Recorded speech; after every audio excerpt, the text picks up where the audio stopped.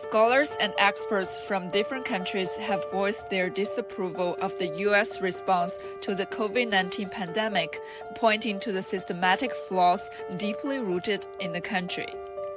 Adham Saeed, an assistant professor in China, has said that the American political system only works for the top 1% of its people.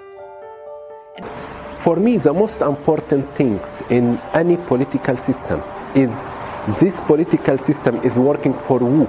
USA, the society is divided for the top 1% of the people, the most rich people, and the other 99% of the people. So the system there is working for those top 1%. We saw this during the pandemic. We saw this many times.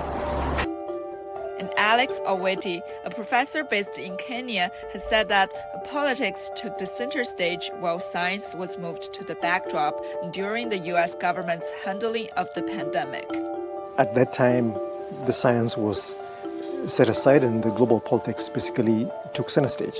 And then, of course, the commercial interests around developing vaccines and distributing vaccines then took another turn. So you're looking at, science being relegated to the backdrop and politics taking center stage